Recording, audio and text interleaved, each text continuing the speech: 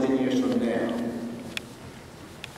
then we have to make the investments necessary to bring all of these young people forward. And we can't do that at the margins, no matter how wonderful Europe is, no matter how great a charter school may be. These programs, these individualized efforts are at the margins. We have to change the fundamental dynamics of our education system so that we give children the opportunity, notwithstanding their social-economic circumstances, the opportunity to live up to their God-given potential. So thank you for the award. We have plenty of work to do together. Thank you. Thank you.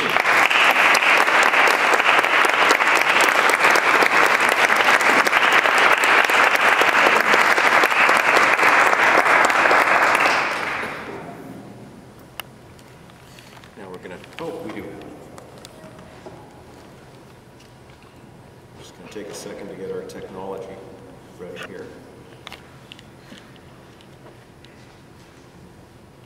There you go. Sounds good.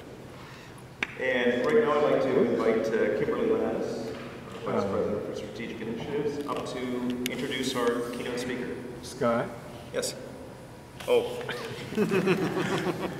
Well, that was short. Thanks for coming, Mark. You don't have it memorized? Hold on for a minute. This was giving us. This might take a minute. Aha. Hold on. Don't go aha yet. We haven't gone through. I think we're okay. All right? Yep. Good. That's great.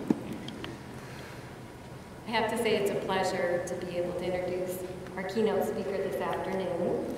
And I had the privilege to hear him speak for the first time, actually, earlier this year. I believe that was at the IEL conference. It was right here in Washington, D.C. So I had the opportunity to speak with him afterwards and invited him. We thought that this would be a perfect for him for today, before we started the discussions with the panelists. Mark Tucker is the president and the CEO of the National Center on Education and Economy. He is internationally recognized in his expertise on education and definitely a leader in benchmarking and policies as well. One of his recent reports, you know, is Standing on the Shoulders of Giants, an American Agenda for Education and Reform. And this past November, Harvard Education Press had published his latest book, Surpassing Shanghai. I will refer to your folders at this point, where you can look at a list of all his very influential accomplishments that he has had and his previous official positions that he has served. We did feel that Mark's comments today would be very fitting to set the stage for the discussion, and we were grateful he accepted our invitation.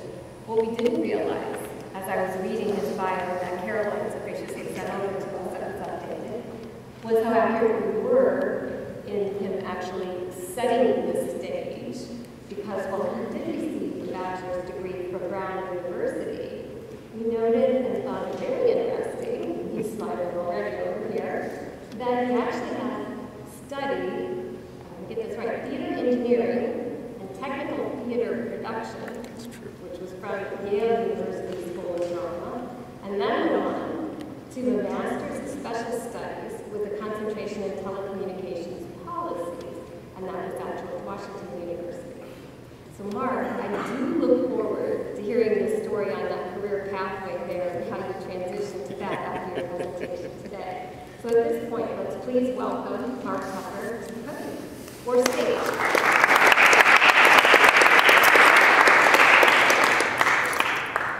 Thank you, Kimberly and Scott and EPR for the opportunity to speak today.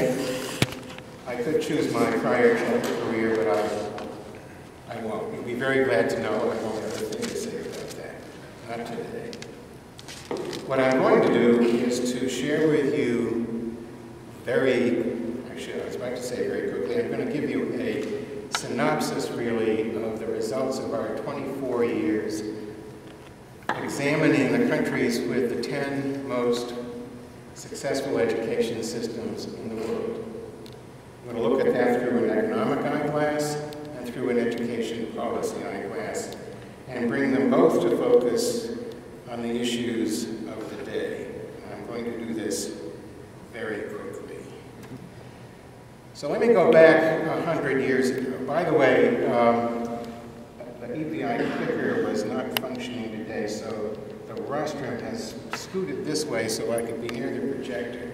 But if you would like to see the screen and can't see through me, you might want to park down that way, otherwise it's fine. 100 years